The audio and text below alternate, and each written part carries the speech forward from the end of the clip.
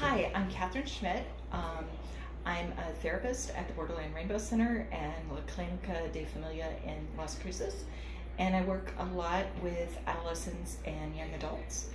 I also have a PhD in sociology and studied gender as part of my dissertation. So, Catherine, what are gender roles to you? To me, they're a combination of, from a societal level, they're how does our society sort of give us norms about what we expect from men and women? That there's sort of these ideas of men should do this, women should do this, men should be like this, women should be like that. But I think when we start to look at intersections between class and race and age, it gets even more complicated. But we still have these kind of broad brushstrokes of girls like pink, boys like blue, that we act as if that applies to everybody all across the board. And then at an individual level, I think it's also how do people learn who they are and how they fit into that system, right? So figuring out, are they comfortable with following exactly what their gender role is supposed to be based on who they are, or does that feel inauthentic to them? And I think even as we have these broad norms, it's sort of like wearing t-shirts. Even if everybody is told to wear a t-shirt to something, they might have different colors, they might have different styles, they might mess with the shoulders or mess with the neck to make it them. And so even within the broad societal roles, we play it out in different ways.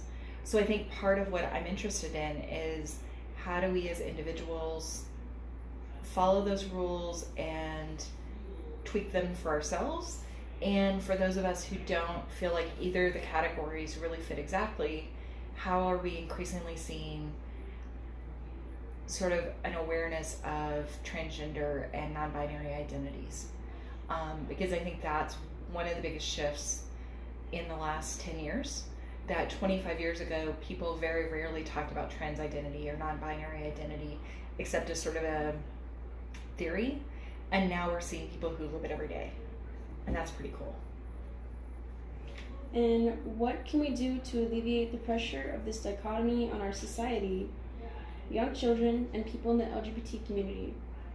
I think one of the key things to help alleviate the pressure is helping everybody to be more aware of media and how it constructs that. Because we know that a lot of kids and a lot of older people spend as much time on TV or social media as they do in school or as they do in their job. And so being able to be a critical consumer of that helps them to not feel like they just have to follow whatever the dominant norms are.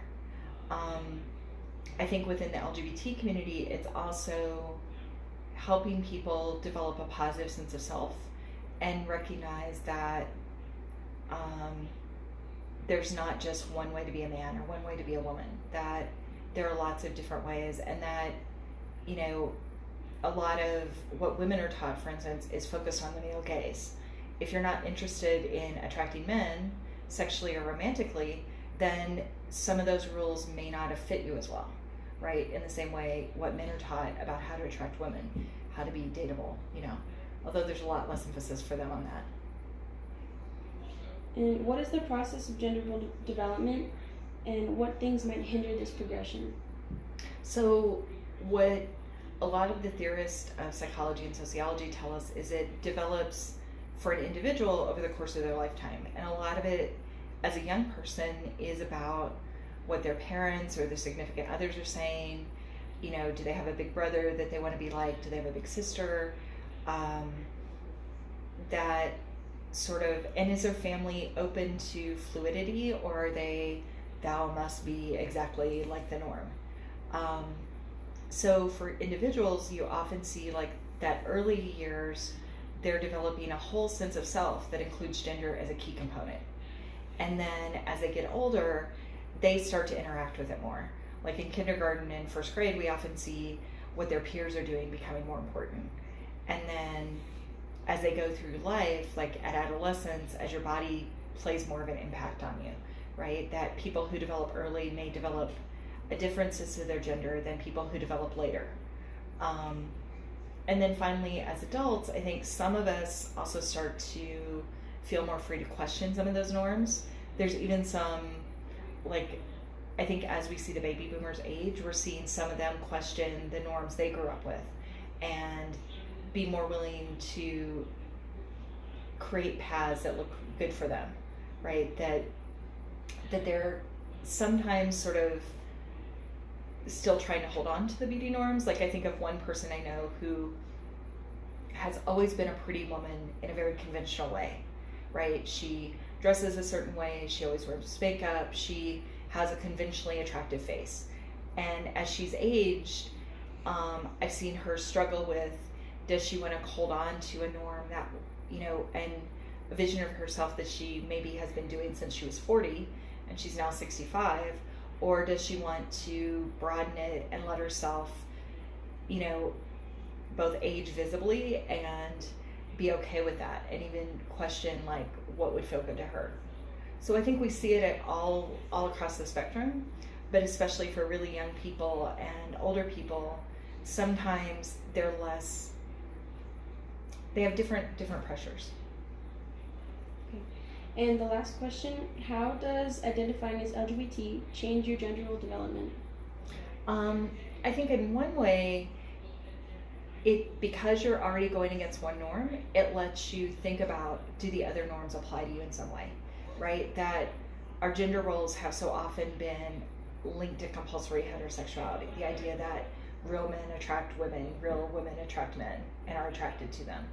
That once somebody kind of steps out of that, I think it often helps them to think about, is this really who I am? Or is there something, are there other ways I want to express myself? Or that people think I'm cute if I do this versus this, right? That it often gives people more freedom to discover the balance between society's norms, their community, and themselves. So I see a lot of people, especially when they're first coming out, really experiment with their gender presentation and their sense of themselves, and often in ways that allow them to be more androgynous in some way, like to choose things that maybe were denied to them because they were in the wrong category, right? Like the woman who says, or feel like they need to do them. Like I had one friend who, after she came out, she was like, well, I guess I have to learn how to change my own tires now because I won't have a husband to do it for me, right? And so sometimes you see people like make little or big decisions like that. And I think for men, sometimes it also gives them more freedom if, let's say that they have characteristics that sometimes get labeled as more feminine, that some of them coming out as gay kind of frees them up because they often hide that because they're afraid of being seen as gay. But if they're out and they're comfortable being out, then it doesn't matter so much anymore, right? Because if you're gay and somebody says you're gay, yeah, so what, right? That can help them be more authentically themselves. Does that make sense? Is that kind of your experience, or? Yeah. Yeah. Is there anything else you wanted to say on this topic? No, I think I'm excited that you're exploring it from an academic perspective, because I think that one of the great things about college is that we get to look at our peers' experience and the experiences that research has taught us, so that we don't just have to use our own limited frame of reference, right? That often college is where we realize our family is both really cool in some ways and not like everybody else's, and that's okay. And in the same way, I think it's sometimes college can be where we come into our own as gendered beings. So that's cool.